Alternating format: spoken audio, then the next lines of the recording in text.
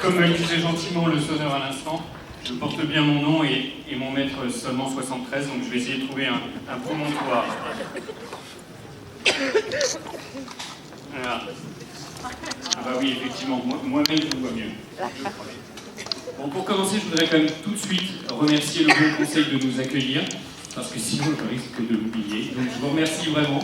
J'avais pas prévu en fait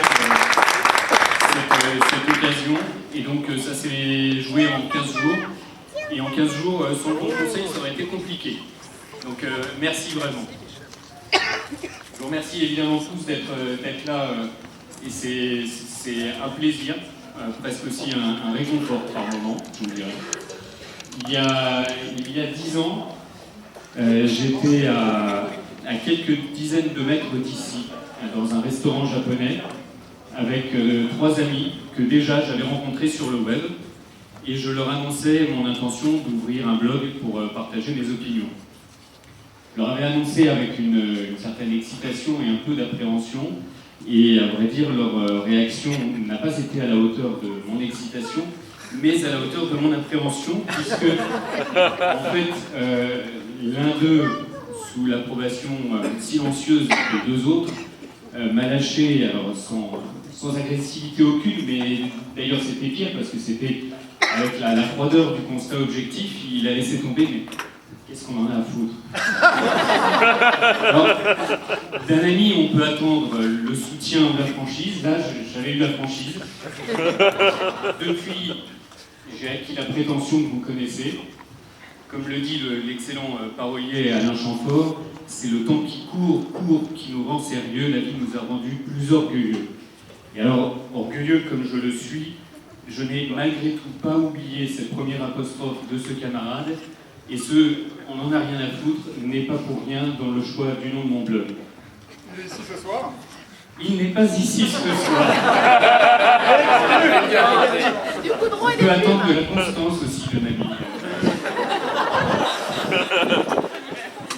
Alors voilà, toujours, ça a été un peu comme un souviens-toi que tu es mortel au-dessus de ma tête et de mes billets. Et donc ce rappel, je suis certainement le plus formidable contributeur de cette société décadente, mais elle n'en a rien à foutre. J'écris, mais cause toujours. Alors cause toujours, en 10 ans, j'ai dû l'assumer, ce nom.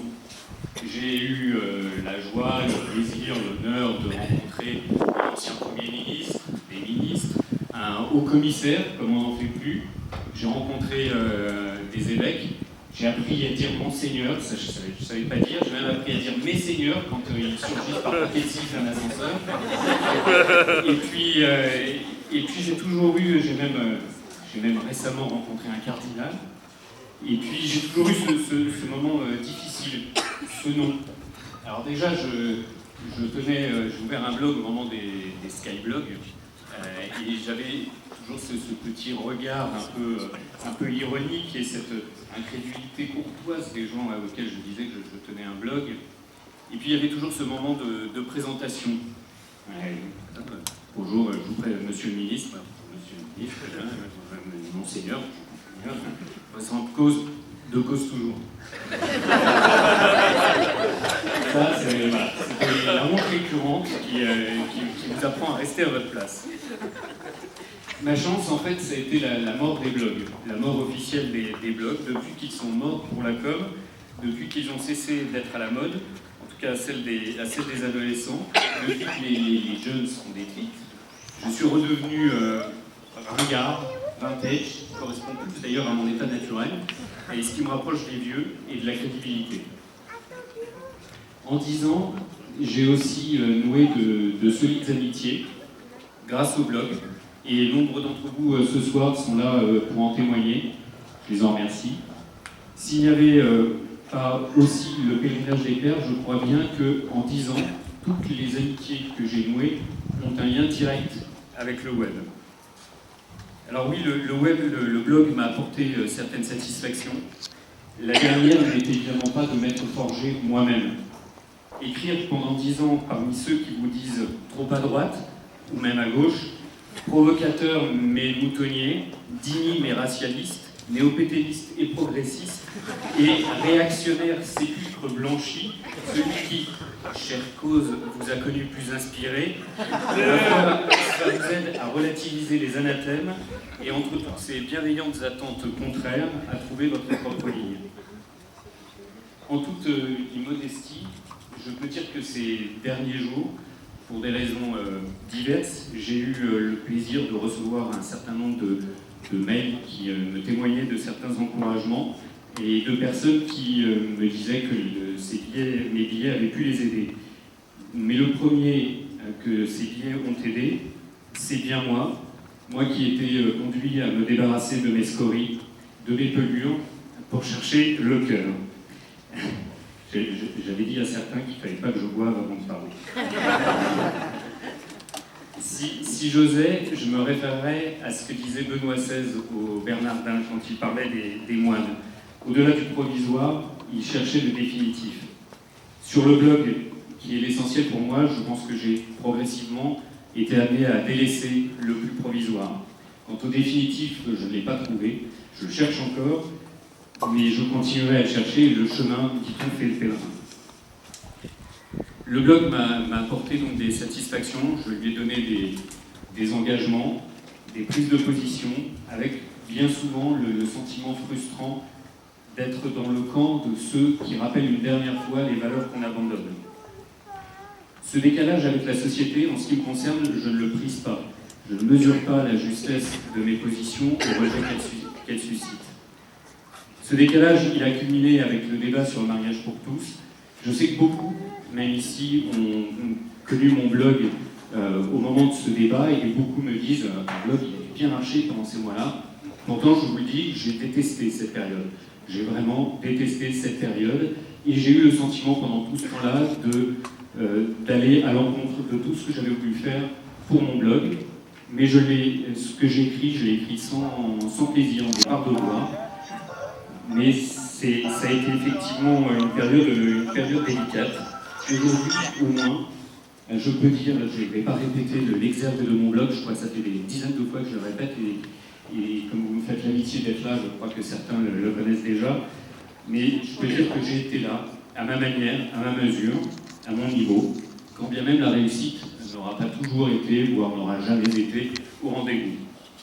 J'ai créé mon blog parce que je ne lisais pas sur le web la voix que je voulais porter. Alors je l'ai portée à ma manière et je continuerai à la porter, parce que rien ne peut me faire penser que notre voix soit moins nécessaire dans les circonstances actuelles, bien au contraire.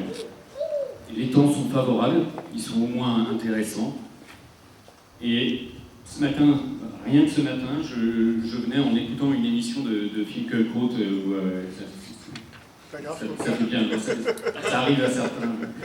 Mais simplement, il y avait Mona Ozouf, un autre historien, qui parlait de la République et de la Révolution, qui parlait des temps présents et du fait qu'effectivement nous sommes dans un temps d'incertitude, dans un temps où il y a eu un discrédit du politique, et qui disait que de nouvelles menaces éventuelles pouvaient le revaloriser et pouvaient susciter de nouvelles réponses.